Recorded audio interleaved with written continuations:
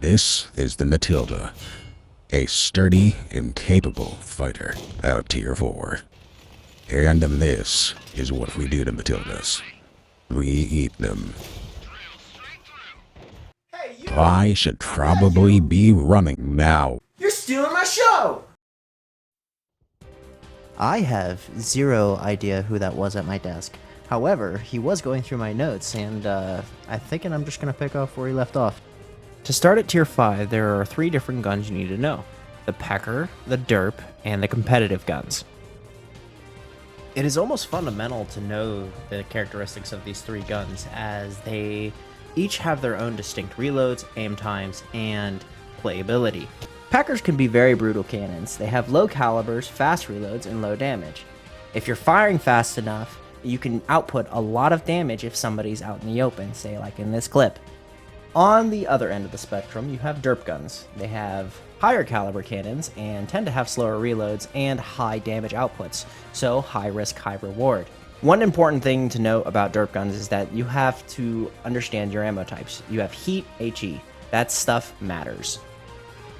Competitive guns are a happy medium between the two. They're the most balanced, they have average reloads, average damage, and they have a caliber in between the derps and the peckers. So you're not going to essentially lose your effectiveness, but you're going to have a general cannon that does 100 to 150 damage. So moving on from guns, we're going to actually move into armor here. This is going to widely vary depending on the tank that we're going to be covering in the month. So I will be doing a matchup kind of system where basically I consider the values of our tank and the enemy tank that we are facing in a single match. I will break down, armor values, where you can pen, the amount of pen you have, and generally just trying to comprehend what we can do with our tier 5s, even in lower tiers. Moving on to crews and their perks. Crews are the most important to maximize the skills of each given tank. So honestly, I'm going to go over the top 6, and the last 3 are going to be up to you. However, the top 2 perks that are always going to be expected are going to be Sixth Sense and Born Leader. Born Leader is a skill that improves the general aspect of everything on your tank, from mobility to accuracy to reload. Basically a buff all around, and then Sixth Sense because that's honestly a hands down pick me up. Anything that gives you a heads up that you're spotted can prevent a lot of scenarios where you're out in the open or you need to know who's looking at you, from what direction, and can they see you. Moving on to equipment and consumables. Equipment is this very similar story to our matchups and armor. It's going to be dependent on our tank and our capabilities. So we're going to cover those as we cover more tanks in the series. As for consumables, we're going to look at repair kit, health kit, and fire extinguisher as our standard loadout.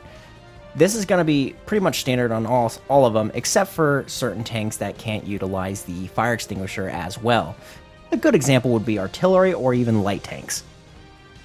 To mark tanks, you need to understand the damage standing system. Our damage standing system starts at 65% at 1 mark, 85% at 2 marks, 95% at 3 marks, and 100% at 4.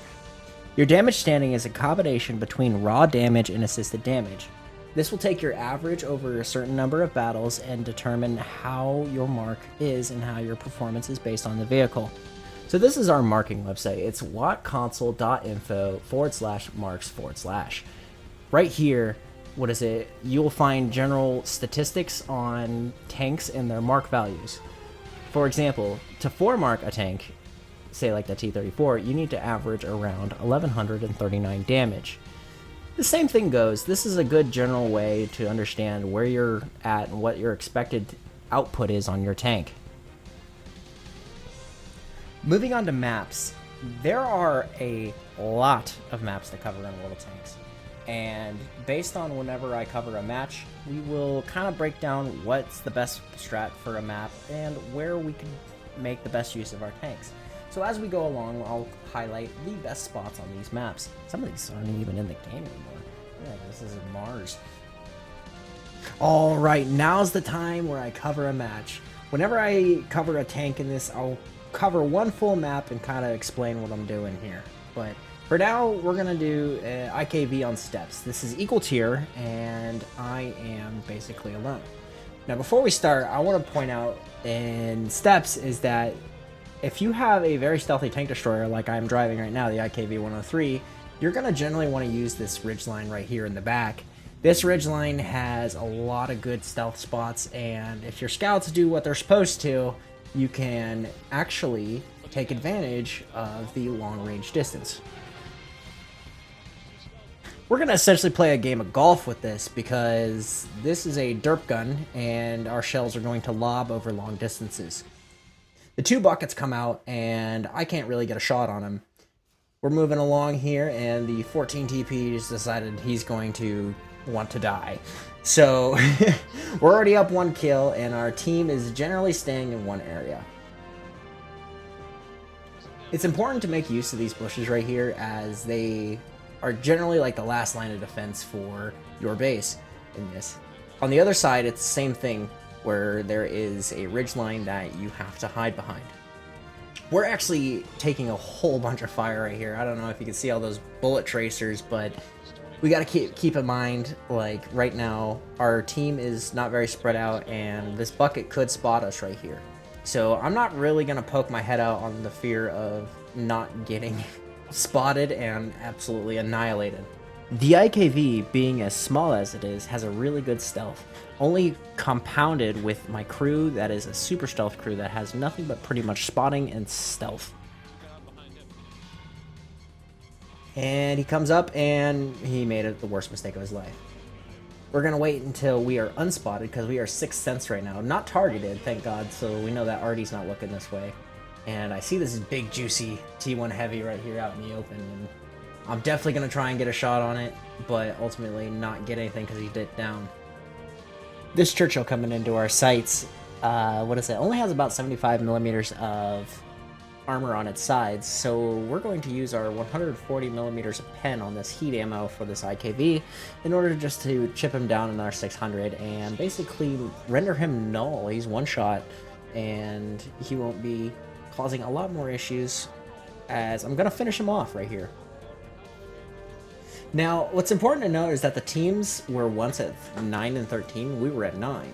And now that we have gotten some more kills and more of these enemies are suiciding across the center, we can take advantage of the fact that they are lower tier. I go shell the Electo, back up, and just got targeted there for a second. I'm still getting targeted. That T1 heavy is actually pushed up, and I take a shot from the side because I'm exposing myself. So using the small size and hugging this rock right here, I try to get as much cover as possible, try and prevent the fact that, you know, we have a T1 heavy rushing and he's just in our way. I actually bounce off the back of his turret, which is not preferable considering that, you know, I'm firing, you know, 105 millimeter HE. With the T1 heavy now a thing of the past, we can come back up onto this ridgeline and see what other shots we can get. The match is coming to a close, and there's only 4 tanks left. Looking behind us, we see this Ripper who has foolishly kind of pushed forward. We're going to chunk him for 317 and dive down again just so we're not getting shot from the ass. As our team slowly finishes off everything, I'm going to miss right there and get some assisted. Ultimately, he's going to die right there due to our OA experimental. Now I'm going to dive out into the field a little bit because there's 2 tanks left and I'm still pretty much at full health. Just try and get back to it and finish off the remaining enemy, which is this KV-1S right here, who decides he's going to drive around and on the other side of the ridgeline on their side. He's going to pay the price for it. I'm going to end up reloading after 6 seconds and ultimately kill him for the game.